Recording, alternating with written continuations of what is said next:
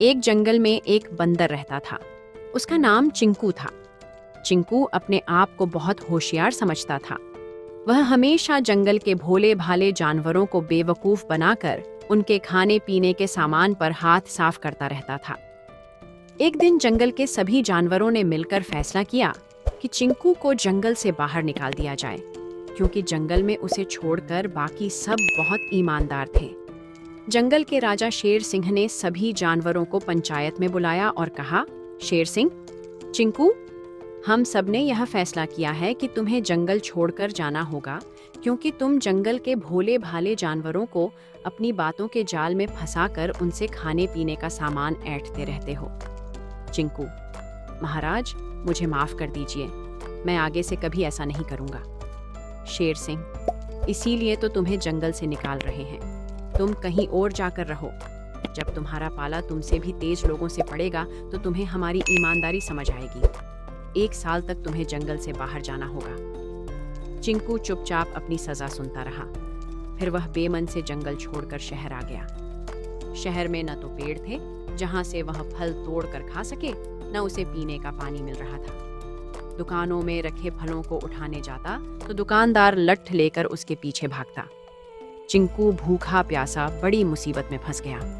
वह जंगल भी नहीं जा सकता था। एक दिन जब एक दुकानदार रात के समय अपनी दुकान बंद कर रहा था, तो चिंकू चुपचाप एक खाली फलों की टोकरी में छिप कर बैठ जाता है। रात को जब दुकान बंद हो जाती है तो वह टोकरी में से निकलकर फल खाने लगता है। वहीं दुकान के फ्रिज में से पानी की बोतल और जूस निकालकर पीने लगता है। उसका पेट भर जाता है। अब उसे जोर से नींद आ रही थी। वहीं सो जाता है।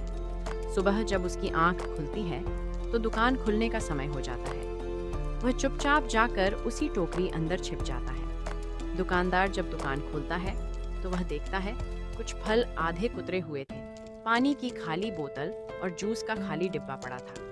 वह इधर उधर देखता है तो उसे टोकरी के बाहर चिंकू की पूंछ दिख जाती है। वह चुपचाप एक मदारी को बुला लेता है। दुकानदार, देख भाई, ये बंदर मेरा बहुत नुकसान कर रहा है, तू इसे पकड़ कर ले जा। मदारी चिंकू को पकड़ लेता है और अपने साथ ले जाता है। मदारी चिंकू को रोज मारता था और बहुत कम खाने को देता था। धीरे धीरे उसने चिंकू को नाचना सिखाया और बाकी सारे करतब सिखा दिए। मदारी, सुन बे, तुझे मैंने जो कुछ सिखाया है कल से तू तमाशे में दिखाना। सही से दिखाएगा तो मेरी कमाई होगी, अगर एक भी गलती की तो पिटाई होगी और शाम को खाना भी नहीं मिलेगा। अगले दिन से चिंकू मदारी के इशारे पर करतब दिखाने लगा। शाम तक वह थक जाता था, तब कहीं उसे खाना मिलता था। चिंकू रात को रोता रहता था। उसे अपने जंगल की याद आती थी। चिंकू, काश मैं ईमानदारी से रहता तो जंगल में खाने पीने की कोई कमी नहीं थी। बिना मेहनत के खाना मिल जाता था, फिर आराम से किसी पेड़ पर सो जाते थे। एक दिन चिंकू तमाशा दिखा रहा था। तभी ऊपर आसमान में चिड़िया का एक झुंड निकला। एक चिड़िया, अरे ये तो अपने जंगल का चिंकू है, चिंकू भी उन्हें देख लेता है। चिड़िया, क्यों चिंकू भाई, क्या हाल है? यह कहकर सारी चिड़िया हंसने लगती है। चिंकू, बहन, मैं बहुत मुसीबत में हूँ।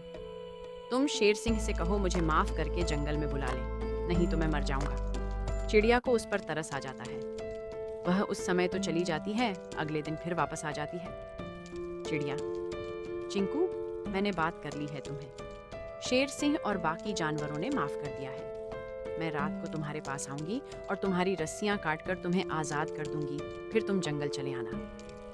रात के समय जब मदारी सो रहा था, चिड़िया अन्य चिड़ियों के साथ आई और चिंकू की रस्सियां काट दी। चिंकू वहां से चुपचाप बाहर आ गया और दौड़ता हुआ जंगल में पहुंच गया। अगले दिन पंचायत में चिंकू ने पंचायत में सबसे माफी मांगी। अब वह ईमानदारी से जंगल में रहने